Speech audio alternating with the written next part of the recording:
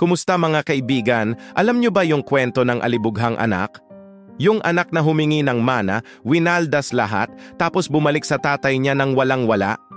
Siyempre, ang bait ng tatay, tinanggap siya ulit, naghanda ng piging at sinuotan pa ng magagandang damit. Ang ganda ng ending, di ba? Pero teka, may isang karakter sa kwento na madalas nating nakakalimutan at sa kanya nakatago ang isang napakahalagang aral. Ito ang kwento ng kuya ng alibughang anak. Habang nagkakasiyahan ang lahat sa bahay, itong si kuya pauwi pa lang galing sa bukid. Narinig niya ang tugtugan at sayawan. Nagtanong siya sa isang utusan, "Anong meron? Bakit ang saya-saya dyan sa loob?" At sinabi sa kanya, "Nagbalik na po ang kapatid ninyo at nagpapatay ng pinatabang guya ang inyong ama para ipagdiwang ang kanyang ligtas na pagbabalik." Ano sa tingin nyo ang naramdaman ng kuya? Tuwa? Hindi. Ayon sa Lucas 15:28, siya ay nagalit. Galit na galit, kaya ayaw niyang pumasok sa bahay. Lumabas ang tatay niya para pakiusapan siya. Dito na sumabog ang lahat ng sama ng loob ng kuya. Sabi niya sa tatay niya, "Tingnan nyo, ilang taon na akong naglilingkod sa inyo. Ni minsan hindi ko kayo sinuway. Pero kahit isang maliit na kambing, hindi nyo ako binigyan para makipagsaya sa mga kaibigan ko. Pero itong anak ninyong ito, na lumustay ng yaman ninyo kasama ng mga masasamang babae, pagbalik niya, ipinagpatay nyo pa siya ng pinatabang guya." Ang bigat, no? Sa unang tingin, parang may punto naman si kuya. Siya yung masunurin, siya yung laging nandyan, siya yung hindi umalis. Bakit parang mas espesyal pa yung nagkamali? Dito pumapasok ang nakatagong aral ng kwento. Ang inggit at selos ay kayang nakawin ang sarili nating kagalakan. Nandoon na ang party. Nandoon na ang selebrasyon. Imbitado siya. Parte siya ng pamilya. Pero pinili niyang manatili sa labas, magkimkim ng galit dahil sa biyayang natanggap ng iba.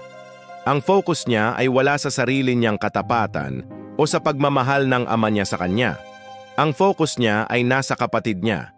Ikinumpara niya ang sarili niya at sa pagkumpara, nawala ang saya niya. Ilang beses na ba nangyari sa atin to? Nakikita natin sa social media na po-promote yung katrabaho natin. Yung kaibigan natin, ikakasal na. Yung kapitbahay, nakabili ng bagong sasakyan. At tayo, ano ang una nating nararamdaman? Minsan, imbes na matuwa para sa kanila, may kaunting kirot. May tanong na, bakit sila meron? Ako, kailan kaya? Mas deserving naman ako. Mas masipag naman ako. Mga kaibigan, iyan ang spirit ng kuya ng alibughang anak. At kapag hinayaan nating mamayani yan, tayo mismo ang humahadlang sa sarili nating kaligayahan. Ang hindi nakita ng kuya ay yung sinabi ng tatay niya sa huli, "Anak, lagi kitang kasama.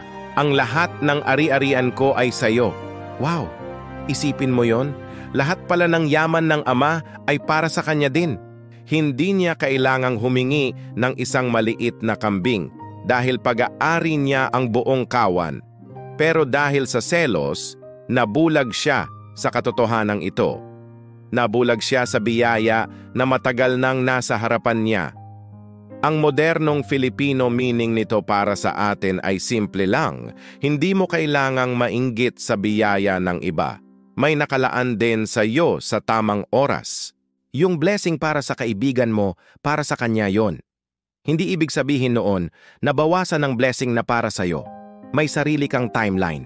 May sarili kang paglalakbay. Sa susunod na makaramdam ka ng inggit, alalahanin mo ang kuya. Huwag mong hayaang manakaw ng paghahambing ang kagalakan mo. Imbes na tumingin sa plato ng iba, tingnan mo kung ano ang nasa plato mo. At higit sa lahat, magtiwala ka sa pagmamahal ng ama na nagsasabing, "Anak, lagi kitang kasama at lahat ng mayroon, ako ay para sa'yo."